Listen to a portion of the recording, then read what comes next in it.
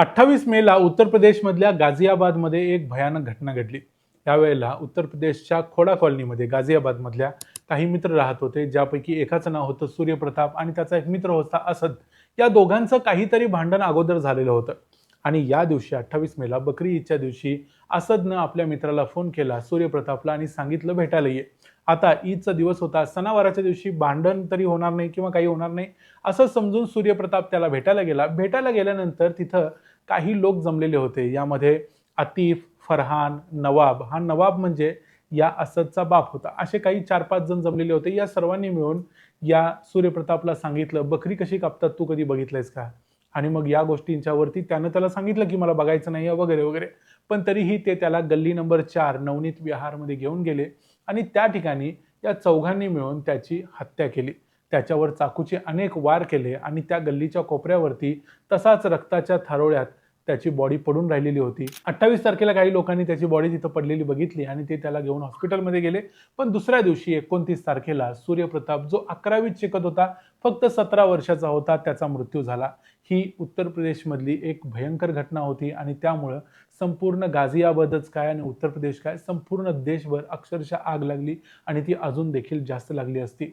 उत्तर प्रदेशमध्ये आपल्याला माहिती आहे की योगी आदित्यनाथ यांचं सरकार आहे। योगी आदित्यनाथ यांच्यावरती अनेक प्रकारचे आरोप देखील केले जातात लेफ्ट विंग कडून। पण तरी देखील जर योगी आदित्यनाथ यांच्या काळामध्ये अशा प्रकारच्या घटना होत असतील, स्वतः नवाब नावाचा जो वडील होता त्यानंच आपल्या मुलाला सांगितलं की बकरा कापून टाका किंवा याचा शेवट करून टाका, आणि असं समजून मग त्या मुलांनी सूर्यप्रतापची हत्या केली।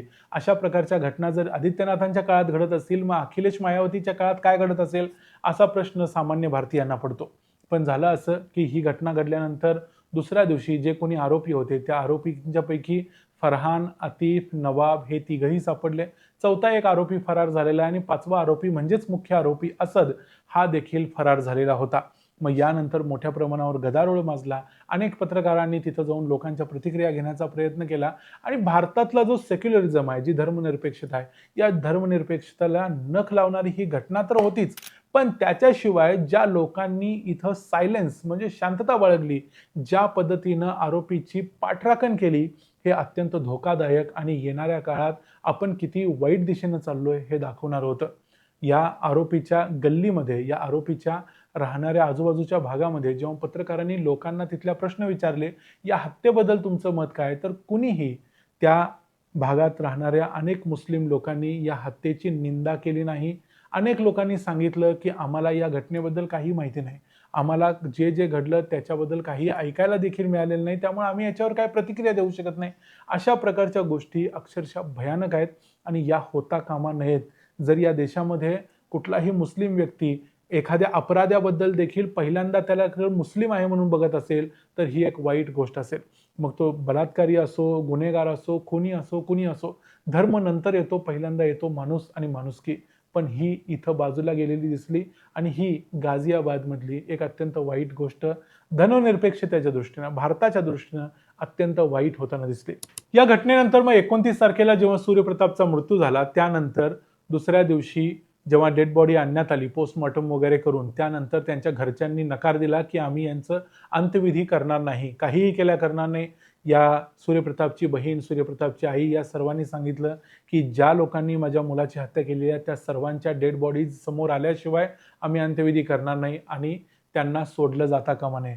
उत्तर प्रदेशचे मुख्यमंत्री योगी आदित्यनाथ यांच्याकडून त्यांनी अपेक्षा केली की योगीच आम्हाला न्याय देऊ शकतात आणि त्यांनी तो झटपट दिला पाहिजे। जो न्याय नंतर कोर्टात मिळेल तो मिळेल, ती नंतरची गोष्ट आहे, पण आमच्या मुलाचा मृत्यू झालाय, ज्याने हत्या केली त्याची सुद्धा हत्या व्हायला पाहिजे। मग हिंदुत्ववादी संघटना देखील आक्रमक झाल्या, त्यांनी देखील अशाच प्रकारच्या झटपट न्यायाची मागणी केली। आता हा झटपट न्याय बरोबर की चूक ही नंतरची गोष्ट असली तरी अनेक वेळा हा झटपट न्याय बरोबर देखील ठरू शकतो। कारण आरोपीनं एक व्हिडिओ देखील केलेला होता, या व्हिडिओची पुष्टी करता आली नाही, पण तरी देखील असं आहे की आरोपीने एक व्हिडिओ केला, त्यानं सांगितलं की एक बकरा आम्ही कापलाय आणि आता मी जेलमध्ये जायला तयार आहे। म्हणजे प्रत्येक आरोपीला एक कॉन्फिडन्स असतो की खून केल्यानंतर जास्तीत जास्त काय होईल, थोडीशी काही वर्ष जेलमध्ये काढायला लागतील, एक जामीन द्यावा लागेल आणि जामिनातून मग परत आपण कायमचं मुक्त होऊ शकतो। हा कॉन्फिडन्स मारला पाहिजे आणि त्यामुळं 30 तारखेच्या आणि 31 तारखेच्या रात्री अशी घटना घडली उत्तर प्रदेशमध्ये, जेव्हा हा असद एक गाडी घेऊन गाझियाबादमध्ये आलेला होता. आपल्या मित्रांच्याकडून त्याने पैसे वगैरे मागितलेले होते. पोलिसांच्याकडं त्याची टिप होती. त्याचं लोकेशन पोलिसांना समजत होतं. पोलीस त्याप्रमाणे तिथं पोहोचले. जेव्हा तो आपल्या मित्रांच्याकडून पैसे घेऊन पळण्याच्या तयारीत होता, त्यावेळेला पोलिसांच्यावरती त्यानं फायरिंग केलं, कारण पोलीस त्यांना घेरलेले होते. त्यामुळं पोलिसांनी फायरिंग त्याच्यावर उलटं केलं आणि या फायरिंगमध्ये असं सांगितलं जातं, की असदचा देखील मृत्यू झाला. म्हणजे थोडक्यात असदचा एन्काउंटर झालेला आहे. या एन्काउंटरमध्ये एका पोलिसाला देखील जखम झालेली आहे. पण आता आपल्याला माहिती आहे, की एन्काउंटरच्या गोष्टी ह्या अशाच असतात. अशा मग एन्काउंटर, मग हे खरे एन्काउंटर की खोटे एन्काउंटर हे जास्त महत्त्वाचं नाही. इथं महत्त्वाचं आहे, की न्याय कितपत लवकर मिळाला. जर असदला जगण्याचा हक्क होता, तो आरोपी होता, हे जर सगळं असलं, त्याला कायद्यानं न्याय द्यायला पाहिजे, या सगळ्या गोष्टी असल्या तरी प्रश्न असा पडतो, की सूर्यप्रतापला काय मरण्याचा हक्क होता काय? मरणं गरजेचं होतं काय? त्यामुळं अशा पद्धतीचा न्याय वादाच्या भोवऱ्यात जरी असला, तो योग्य अयोग्य ही नंतरची गोष्ट असली तरीही अनेक लोकांच्या मनाला शांती देणारा हा अशा प्रकारचा न्याय असतो.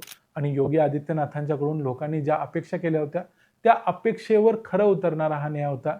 आणि तिथल्या पोलिसांनी देखील झटपट असदची हत्या केली आणि या गोष्टीला न्याय देण्याचा प्रयत्न केला. आता त्याची आई आणि बहिणीची अशी अपेक्षा आहे, की उरलेले जे कोणी आरोपी आहेत, ज्यांनी मिळून या सूर्यप्रतापची मर्डर केलेला होता, त्या सगळ्यांना देखील याच पद्धतीने मारलं जावं, तरच सूर्यप्रतापला खरी श्रद्धांजली ठरणार आहे. कारण न्याय देण्याच्या प्रोसेसमध्ये अनेक वेळा डिले केला जातो, खूप वेळ जातो, कायद्याच्या कचाट्यात त्या गोष्टी अडकत जातात आणि यामध्ये खूप वर्ष निघून जातात आणि कधी-कधी आरोपी पूर्णपणे सुटून देखील जातात.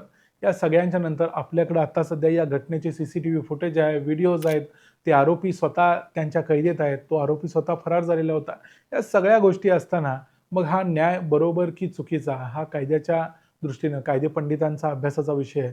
पण योगी आदित्यनाथांनी मात्र जस्टिस डिलिव्हरी सिस्टीम नावाची जी गोष्ट असते ती अत्यंत फास्ट आहे हे उत्तर प्रदेशमध्ये दाखवून दिलं. आणि योगी आदित्यनाथ आहेत म्हणून अशा प्रकारचा न्याय मिळाला हे देखील एक लक्षात घेतलं पाहिजे. कारण आपण असं मानतो की 100 आरोपी सुटले तरी चालतील, पण एका निरपराधाला शिक्षा होता कामा नये. पण असे किती आरोपी या चटक्यात सुटून जातात, त्यांचं काय? आणि त्यांच्यामुळं मग पुन्हा ते आरोपी अशाच प्रकारचे गुन्हे करण्यास धजावतात आणि पुढच्या अनेक वाईट गोष्टी घडत जातात. त्यामुळे योगी आदित्यनाथांनी जे काही केलं किंवा उत्तर प्रदेश पोलिसांनी जे काही केलं ते योग्य की अयोग्य ते आम्हाला सांगाच. पण ज्या पद्धतीचा सायलेन्स, ज्या पद्धतीची शांतता गाझियाबादमधल्या लोकांनी बाळगली, त्या शांततेबद्दल देखील तुम्ही तुमचं मत मांडणं अपेक्षित आहे. कारण ज्या पद्धतीच्या घटना महाराष्ट्रात घडल्या, मग त्या अमरावतीमध्ये असो, नाशिकच्या TCS प्रकरणात असो, या सगळ्या गोष्टी कितीही म्हटलं तरी भारताच्या, महाराष्ट्राच्या, देशाच्या धर्मनिरपेक्षतेला तडा जाणाऱ्या आहेत आणि त्यातून खूप काहीतरी वाईट मार्गावर आपण चाललोय असं मला वाटतं. या संपूर्ण प्रकरणाबद्दल तुमचं जे मत आहे ते आम्हाला कमेंट्समध्ये जरूर सांगा. व्हिडिओ आवडला असेल तर व्हिडिओला लाईक करा, चॅनलला सबस्क्राईब करा. पुन्हा भेटू पुढच्या व्हिडिओमध्ये. तोपर्यंत पाहत राहा द मराठी बाणा. जय हिंद, जय महाराष्ट्र.